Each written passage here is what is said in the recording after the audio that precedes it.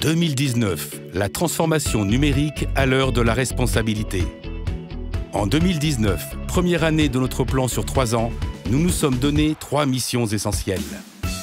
Valoriser, agir, rendre service. Valoriser. À l'occasion de notre 50e anniversaire, moment fort de l'année, nous avons dévoilé les résultats de l'enquête « Raconte-moi le futur » réalisée auprès de 6700 personnes. Bien qu'elle ait révélé une certaine maturité des Français quant à l'usage du numérique dans la vie quotidienne, 4 grands défis restent à relever. Mettre les technologies au service de l'écologie et de l'environnement. Protéger la vie privée et laisser l'humain maître du jeu. Soutenir la formation au métier du numérique. Promouvoir leur attractivité. En 2019, nous avons eu de nombreuses occasions de défendre les intérêts de nos adhérents, en promouvant les métiers du numérique dans tous les secteurs de l'économie, auprès des pouvoirs publics et des jeunes, en participant au Hacking 2019, consacré à l'agenda numérique européen des 5 prochaines années, en signant la convention de partenariat tripartite pour la transformation numérique du Grand Est, aux côtés de Région Grand Est et Grand Innov. Dans le cadre de l'élaboration du Pacte productif 2025, 30 propositions pour la transition numérique ont été remises au gouvernement. Agir.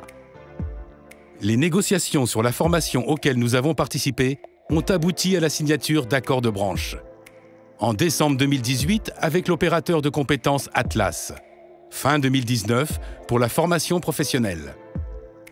Nous avons également participé activement aux négociations pour la couverture complémentaire santé, qui ont permis la mise en conformité du régime de branche du syndicat avec la réforme 100% santé. Depuis 10 ans, nous sensibilisons les jeunes femmes au métier du numérique pour augmenter leur part dans les effectifs du secteur. Cette année, Viva Technologies a été l'occasion de lancer, en partenariat avec Social Builder, le manifeste pour la reconversion des femmes dans les métiers du numérique. Le secteur numérique reste fortement créateur d'emplois. La branche services informatiques et logiciels a créé plus de 34 000 emplois nets en 2018. Selon l'étude Formation et compétences sur l'IA en France que nous avons commanditée, le fort développement de l'intelligence artificielle et de la data science devrait conduire à la création nette de 7 500 nouveaux emplois d'ici 2023. Le CAPES informatique a enfin vu le jour. Face au déficit de compétences persistant dans le secteur, nous avons proposé la généralisation à l'échelle nationale du dispositif numérique emploi et internaliser le déclic qui devient un programme de Syntec numérique pour continuer à lutter contre ce déficit. Rendre service. En 2019, nous avons organisé ou participé à plus d'une centaine d'événements en France. Pour sa 3e édition, le Syntec Numérique Tour a fait escale dans 16 villes. Le top 250 des éditeurs de logiciels français a été décliné dans les régions. KPMG a réalisé la 2e enquête grand angle ESN auprès de 200 entreprises.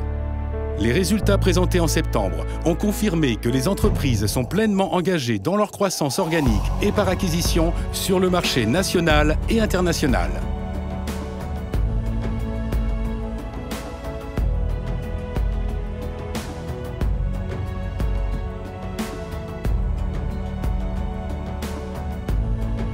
Réélu président de Syntec Numérique après un premier mandat de 3 ans, Godefroy de Bensman s'est fixé 3 priorités.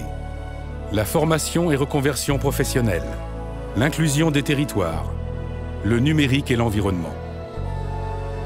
Rendez-vous l'année prochaine.